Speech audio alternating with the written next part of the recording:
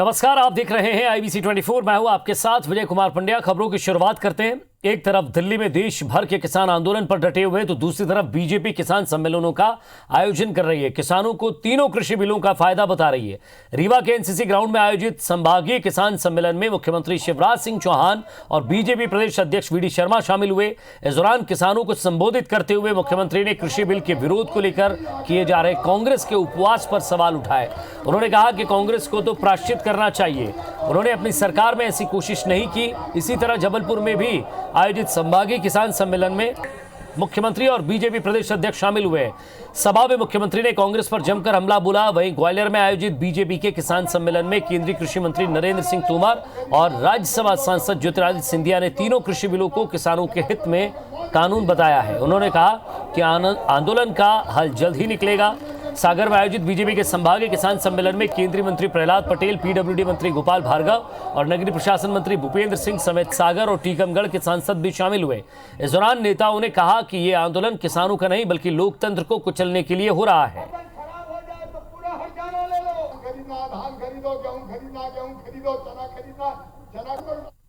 किसान कानून का विरोध करेंगे, क्या खाकर विरोध करोगे?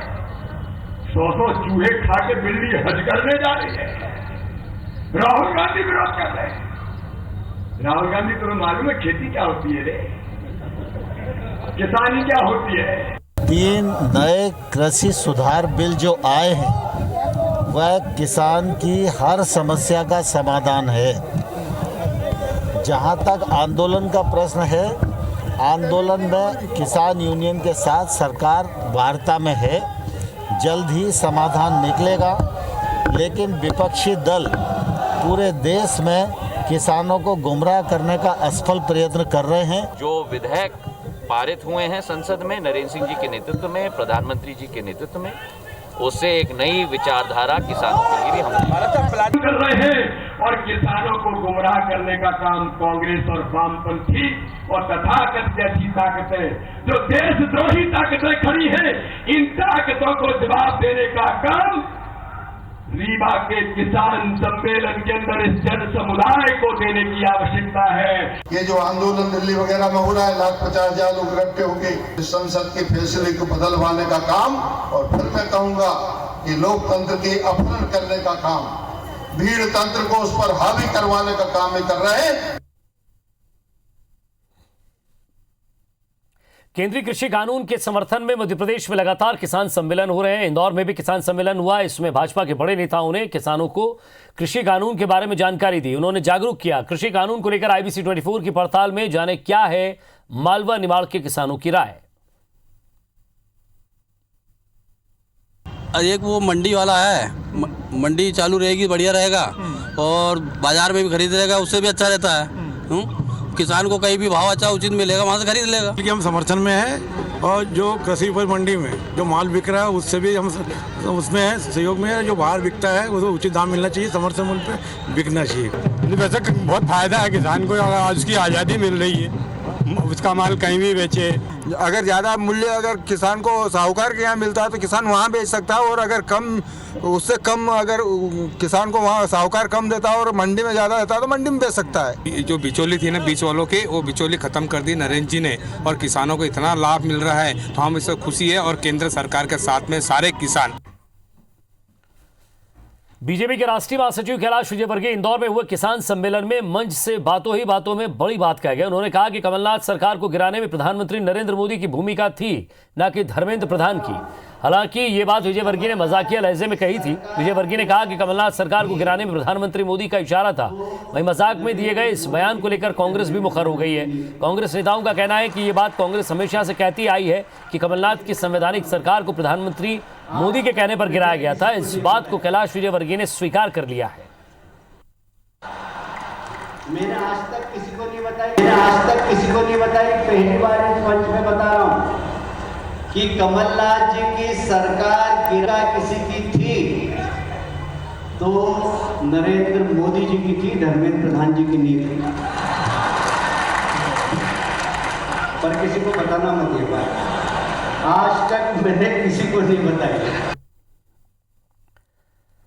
एक तरफ जहां कृषि कानून को लेकर देश भर के किसान दिल्ली में जमा होकर सरकार की मुसीबतें बढ़ा रहे हैं, वहीं मध्य प्रदेश में कांग्रेस एलपीजी गैस सिलेंडर के दाम, पेट्रोल डीजल के बढ़ते दामों को लेकर भी सरकार को घेरने वाली है। और इसके लिए कांग्रेस 19 दिसंबर को प्रदेश भर में विरोध दिवस मनाएगी। इस दौरान जिला और ब्लॉक स्तर पर गांधी प्रतिमा के सामने कांग्रेस नेता और कार्यकर्ता धरना प्रदर्शन करेंगे। पूर्व सीएम कमलनाथ ने भी पेट्रोल डीजल की आसमान छूती कीमतों और रसोई गैस सिलेंडर के दामों में बढ़ोतरी को लेकर ट्वीट किया।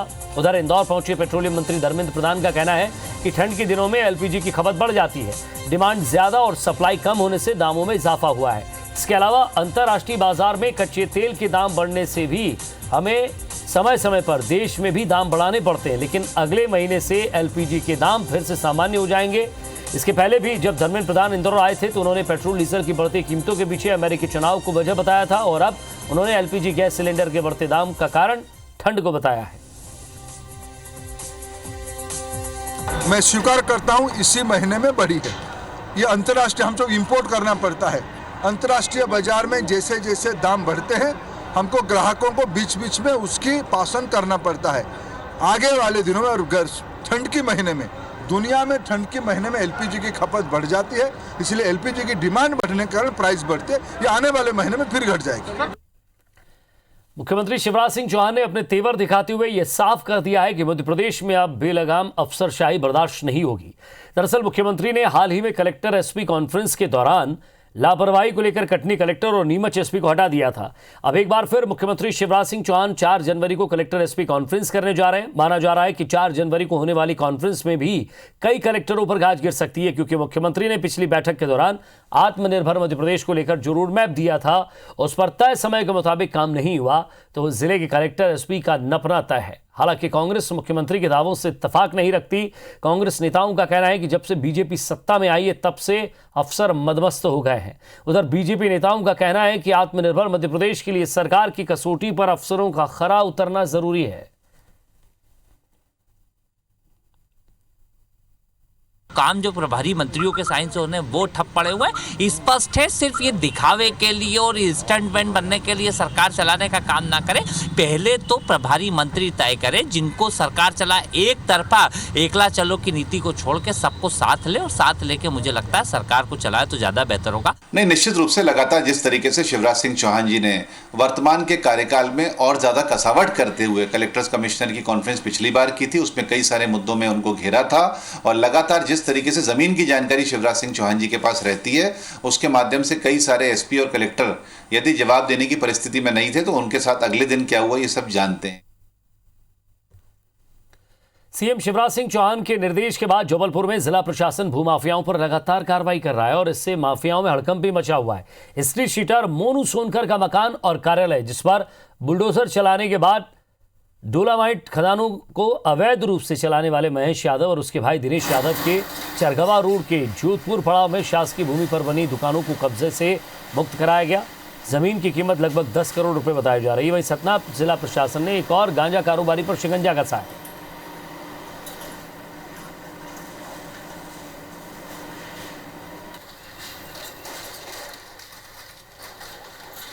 तो 2 तस्वीरें आप लगातार देख रहे हैं जहां एंटी माफिया कैंपेन के तहत लगातार कार्रवाई की जा रही है। एक तरफ गांजा तस्कर पर कार्रवाई हुई तो दूसरी तरफ भूमाफिया पर और गुंडे बदमाशों पर कार्रवाई हुई।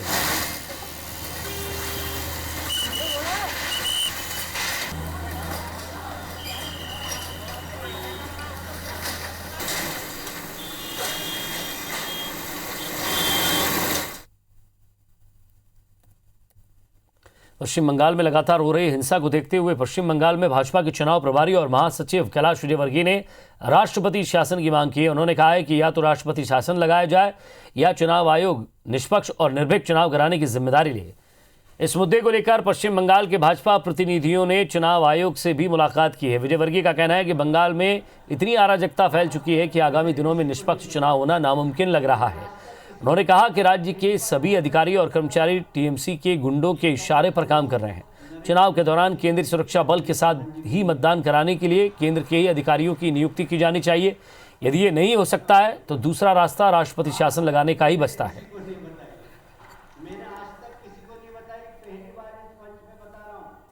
बंगाल में निष्पक्ष चुनाव है, निर्भीकता से सारे मतदाता वोट डाल सके। वर्तमान सरकार जो ममता जी के नेतृत्व में चल रही है, उनके नेतृत्व में चुनाव होते हैं तो डर और भय और आतंक के साए में चुनाव होंगे, लोग वोट नहीं डाल पाएंगे। इसलिए हमारी पहली मांग तो है, पर दूसरी मांग हमारी ये, चुनाव आयोग ये जवाबदारी ले कि बंगाल में निर्भीकता से चुनाव हो। उसके लिए ये बहुत ज़रूरी है कि राज्य शासन की मशीनरी का उपयोग उसमें नहीं किया जाए। मध्य प्रदेश में उपचुनाव हारने के बाद प्रदेश कांग्रेस संगठन में कसावट की कवायद भी शुरू हो गई। संगठन को कसने के लिए प्रदेश प्रभारी मुकुल वासनिक भोपाल पहुंचे। वासनिक ने अपने 3 दिनों के दौरे की शुरुआत भोपाल संभाग के जिला कांग्रेस कमेटियों के साथ बैठक से की। मुकुल वासनिक ने बैठक के दौरान नगरीय निकाय चुनाव की तैयारियों को लेकर चर्चा की। बैठक में पूर्व मुख्यमंत्री दिग्विजय सिंह भी शामिल हुए। नगरीय निकाय चुनाव की तैयारियों को लेकर हो रही बैठक में जिलों के विधायक, जिला अध्यक्ष, ब्लॉक कांग्रेस कमेटी के अध्यक्ष भी मौजूद रहे। मुकुल वासनिक ने इस दौरान साफ किया कि गुटबाजी बर्दाश्त नहीं होगी, सभी को एकजुट होकर चुनाव लड़ना है। उन्होंने बैठक में यह भी कहा कि प्रत्याशियों के चयन के लिए जो समिति बनी है उसमें सदस्य एकजुट होकर सिंगल नाम पर सहमति बनाए हैं।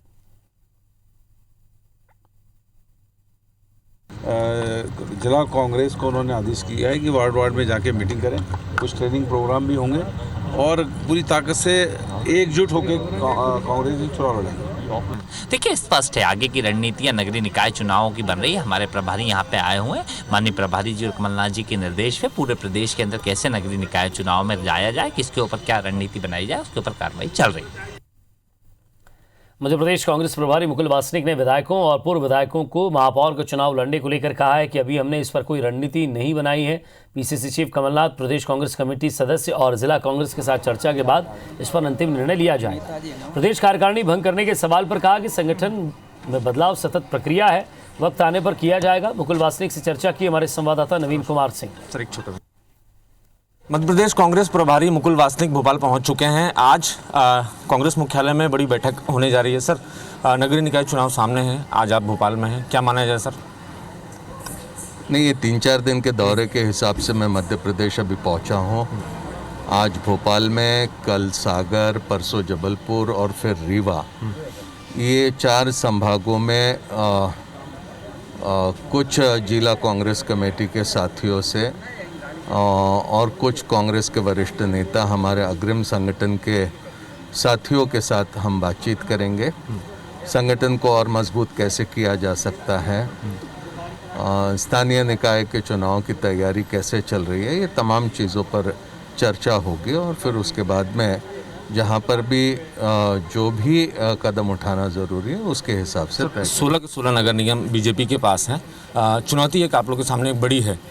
दूसरा सर, क्या कांग्रेस विधायक नगर निगम के मेयर के क्राइटेरिया में आते हैं, क्या टिकट के आएंगे क्या? अभी मैं यहाँ पर इस तरह से कोई बयान नहीं दूंगा। पहले सब लोगों से बातचीत करने के बाद फिर प्रदेश कांग्रेस कमेटी में इसके संदर्भ में चर्चा होगी और फिर जो भी हम उसके बारे में सूचित करेंगे। जाहिर है मुकुल वासनिक 3 दिनों के दौरे पर मध्य प्रदेश में हैं, आज भोपाल में हैं और सागर और जबलपुर में भी कांग्रेस के तमाम पदाधिकारियों के साथ बैठक करेंगे।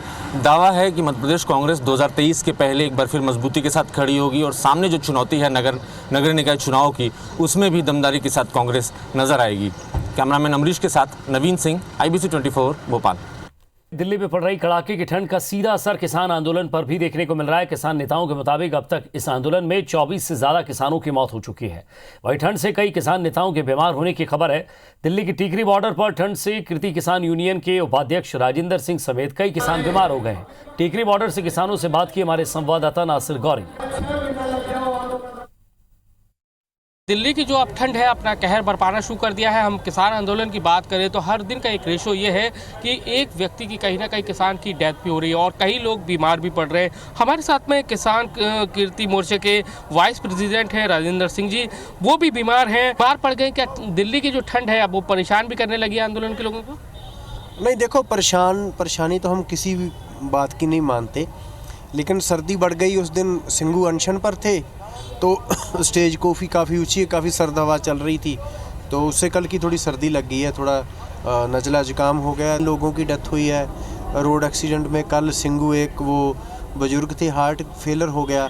तो हम हर रोज़ एक लाश पंजाब को वापस जा रही है, तो हर रोज़ एवरेज एक डेथ हो रही है, तो इतनी शहादतें हो रही हैं लेकिन सरकार पर कोई असर नहीं है। चलता रहेगा, सर्दी भी बहुत ज़्यादा हो गई है, तो ऐसे में कहीं ना कहीं भले ही आपका जज्बा है झेल सकते हैं, लेकिन सरकार क्यों नहीं सोच रही? देखिए, पहले उन्होंने कोरोना का बहाना लिया, अब वो कुछ कोरोना हो, सर्दी हो, कुछ भी हो, तो ना सुने, हम अपना आंदोलन लगातार तेज करेंगे और सरकार को एक दिन झुकना ही पड़ेगा। आप देख सकते हैं कि और भी देखेंगे हम दूसरी जगह पर, तो आपको कई सारे जो लोग हैं वो बीमार हैं, सर्दी लग चुकी है, और दूसरी ओर मेरे देखेंगे आप तो वहाँ पर उनका लेटे हुए हैं और मेडिसिन भी चल रही है। तो लगातार इस तरह की कमोवेश जो स्थिति है वो इस आंदोलन में आपको देखने को मिलेगी, क्योंकि जो दिल्ली की जो ठंड है अब अपने शबाब पर है। पारा 3 और 4 डिग्री के बीच में आकर ठहर गया है और लोगों की ज़िंदगी भी अब मुश्किल हो रही है, लेकिन किसान हैं वो टिके हुए हैं। उनका साफ कहना है कि जब तक बिल वापस नहीं हो जाता उन्हें ठंड भी नहीं चिढ़ा सकती। जो उनके इरादे हैं वो उनको डगमगा नहीं सकती है। कैमरामैन लोकेंद्र पाल के साथ नासिर गौरी, IBC 24, टिकरी बॉर्डर, दिल्ली। और इंदौर के भैयू जी महाराज सुसाइड केस में भैयू महाराज की दूसरी पत्नी डॉक्टर आयुषी की कोर्ट बदलने की अर्जी सेशन कोर्ट ने खारिज कर दी है। वहीं भैयू जी महाराज की बेटी कुहू ने भी मौजूदा कोर्ट में ही प्रकरण चलने के लिए अर्जी दी है। सेवादार शरद के वकील ने अपनी ओर से तर्क रखे थे कि आयुषी आज तक कोर्ट में हाजिर नहीं हुई तो वो कैसे न्यायालय की प्रतिष्ठा पर सवाल उठा सकती है। वहीं कुहू के वकील अविनाश सिरपुरकर ने अभी तक 3 गवाह इसी कोर्ट के सामने होना बताया है। इन सभी आधारों पर न्यायालय बदलने का आवेदन निरस्त किया गया। पिटीशन आयुषी की तरफ से लगाई गई थी कोर्ट चेंज करने के लिए। उसको माननीय सत्र न्यायाधीश महोदय ने सुप्रीम कोर्ट का जो आर्डर है वो 6 महीने का में ट्रायल ख़त्म करने का है। 3 महीने निकल चुके हैं, 3 महीने बचे हुए हैं, तो इस स्टेज पे वो सुनने योग्य नहीं होके कि भाई अभी ट्रांसफ़र वगैरह करेंगे, उस आधार पर उन्होंने उसको निरस्त कर दिया। गुना जिला अस्पताल का मैटरनिटी वार्ड प्रसूताओं के लिए रेफर टू शिवपुरी हो गया है। अस्पताल के मैटरनिटी वार्ड की हालत बद से बदतर है। बीते 2 दिनों से जिला अस्पताल लगातार डॉक्टर की कमी से जूझ रहा है। यहाँ एक साथ 6 डॉक्टर नदारद हैं, जिसमें से कुछ डॉक्टर कोरोना पॉजिटिव हैं तो कुछ छुट्टी पर हैं। ऐसे में प्रसूता महिलाएं दूसरे ज़िलों में भर्ती होने या फिर प्राइवेट अस्पताल में जाने को मजबूर हैं।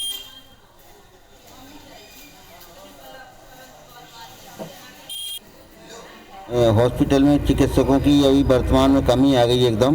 वर्तमान में जो है उनकी देखरेख तो हो रही है, सब हो रही है, नॉर्मल डिलीवरी हो रही है। एक सीजर की समस्या आ रही है क्योंकि सीजर करने के लिए चिकित्सक उपलब्ध नहीं है। हाँ, वरिष्ठ अधिकारियों के ज्ञान में है सब चीज़ें, लेकिन अब क्या है, चिकित्सकों की कमी कोई पूरी कर नहीं सकता। पूरे प्रदेश में चिकित्सकों की कमी है। ग्वालियर में नकली प्लाज्मा केस में एक चौंकाने वाला खुलासा हुआ है। आरोपी ब्लड डोनर के यहां 500 में 1 यूनिट और ब्लड बैंक से 1100 में आधा यूनिट खून लेता था, फिर नकली प्लाज्मा बनाकर 10 से 20 हज़ार में बेचता था। वहीं आरोपी अजय को ब्लड बैंक टेक्नीशियन खून उपलब्ध कराता था। पुलिस आरोपियों से लगातार पूछताछ कर रही है। पड़ाव थाना पुलिस द्वारा पकड़े गए प्लाज्मा कांड के मुख्य आरोपी अजय शंकर त्यागी और उसका साथी देवेंद्र गुप्ता पुलिस पूछताछ में कई अहम खुलासे कर रहे हैं। मास्टरमाइंड अजय कोरोना मरीज के लिए नकली प्लाज्मा बनाने के लिए देवेंद्र के जरिए ब्लड बैंक से खून का इंतजाम करता था। आधा यूनिट खून के लिए उसे 1100 रुपये देने पड़ते थे, जबकि पेशेवर ब्लड डोनर से महज 500 रुपये में खून मिल जाता था। इसलिए वो ब्लड डोनर से ही खून लेता था। जब कोई नहीं मिलता था तो वो देवेंद्र की मदद देता था। प्लाज्मा को वहाँ ज़रूरतमंद मरीजों के लिए तैयार कर 20,000 रुपये प्रति यूनिट की ऊँची कीमत पर बेच देता था।